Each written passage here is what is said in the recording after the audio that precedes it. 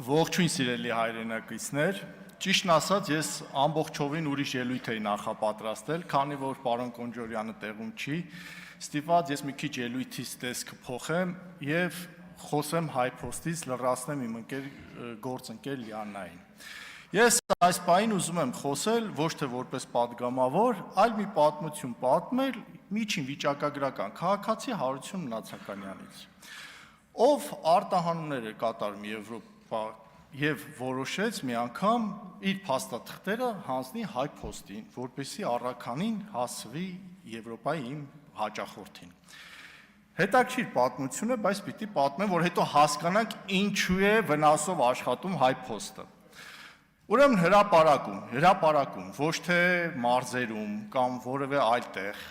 մտա HiPost, փաստաթղթերս ձեռքս, մի 45-50 րոպե սպասեցի հերթի, հերթը հասավ ինձ տվեցի եւ աշխատող սպասարկող աղջնակը ինձ տվեց մի հատ թուղթ, սենց ծրար, այդ ծրարը անկեղծ եմ ասում, պարոն Միքայելյան, դուք ին մարդ եք կհիշեք, որ սովետական ժամանակաշրջանում մթերային խանութում, որ գնում էին կարակ կամ դոկտորսկի երշիկ առնելու, այդ թղթով էին փաթաթում 300 գրամ թուղթ է լինում 700 գրամ երշիկ։ Ու ինձ տվեց այդ թուղթը, այդ ծրարը, դրեցի,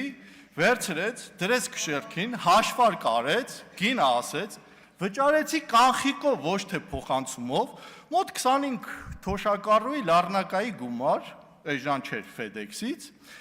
եւ դրանից հետո հետ վերադարձրեց թուղթ, ասում 1000 ներողություն ունես, ինչ պիտի անեմ, ասում պիտի ձեռագիր գրեք, ասում իմ ձեռագիրը շատ գեշ է, որ ես գրեմ Իտալիա, կարող է Իռլանդիա գնա։ Մի խոսքով երկար բանակցություններից հետո չկարողացա համոզել եւ գրեցի տպատարի նման, ասես դանդաղ գրեցի, տվեցի եւ առաքանին գնաց։ Անցավ 13 օր։ Հաճախորդից գնում եմ պատասխան կա թղթերից, ասում է ոչ։ Անցավ եւս 3 օր։ Ես ստիպված մտա կայք։ Եթե մտնեք HiPost-ի կայք հիմա, ես երեք էլ փորձեցի, գրում է 404 երրորդ։ Ստիպված, error, ես ֆրանսերեն եմ դպրոցում անցել, կարող եմ ասել, իրական չի դա։ Նորից հետ եմ վերադարձել HiPost, նորից կանգնել եմ 40 րոպե հերթ, նորից մոտեցել եմ աշխատակցին, խնդրում եմ, ասում եմ, իմ փաստաթղթերը ուր են, ասում եմ չգիտենք, անցավ եւս 20 օր, իմ բեռը արդեն հասնում է Եվրոպա, հասնում է իր տեղ, կոնտեյներով 40 օր ճանապարհ է գնում, թղթերս չկա, գոյություն չունի, ես նորից օրը մեջ գնում եմ, որպեսզի կարողանամ մի ձև գոնե հետ վերադարձեմ, եթե պահեստում է կորել իմ փաստաթղթերը, որպեսզի FedEx-ով ուղարկեմ 2 օրում հասնի։ Ոչ մի պատասխան, ու այդ աղջիկը արդեն հենց ինձ տեսնում էր, արդեն փախնում էր, հենց մտնում էր, տեսնում էր, ինքը գործ էր անում, տեսնում էր հերթի մեջ կանգնած եմ, փախնում էր, որը արդեն աչքից առաջ չհայտնվեր։ Եվ բեռս հասնում է Իտալիա, ստիպված, ես կապ եմ հաստատում Իտալիայի Մաքսայինի աշխատողի հետ, խնդրում եմ մեյլով ուղարկում եմ փաստաթղթերը եւ կարողանում եմ իմ բեռը մաքսազերծել։ Եվ 45-50 օր հետո նոր իմ փաստաթղթերը հասնում է հասցեա տիրոջը։ 11 ամիս առաջ։ 11 ամիս առաջ, ես ինչ ասում եմ, կարող եք ցանկացած մարդ գնալ Երևանի կենտրոնական փոստի մասնաշենք եւ այդ ընթացակարգով անցնել։ Այո, դրանից հետո որոշեցի падգամավոր դառնալ։ Ու եթե ու պատկերացնում եք, HiPost-ը պատկանում է ԲՏԱ նախարարությանը, ԲՏԱ նախարարությունը բացեք։ Բարձր տեխնոլոգիական չէ նախարարություն, չէ, օրինակ, այսպես ասած։ Բարձր տեխնոլոգիական նախարարությունը 20-րդ, 19-րդ դարի ընթացակարգով է շարժվում։ Տպագի չեն տպում։ Ու իմ փաստաթղթերը կորավ եւ այդ փաստաթղթերը եթե նորից հանեի, մի հատ պիտի դիմեի Առևտրի արդյունաբերության պալատի Մարգարիտ Տյոտյային, որպեսզի կարողանար վերականգնել ծագման սերտիֆիկատը,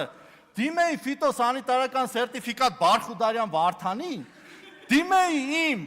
բրոկեր Մարտինին եւ գտնեի Մաքսայինի աշխատող Մկրտչյան Նարեկին, որ հերթափոխում աշխատում, որ այդ ինվոյսից վրա ամսաթիվը գրեր, որ ես կարողանայի փող ստանայի իմ իտալիացի կլիենտից։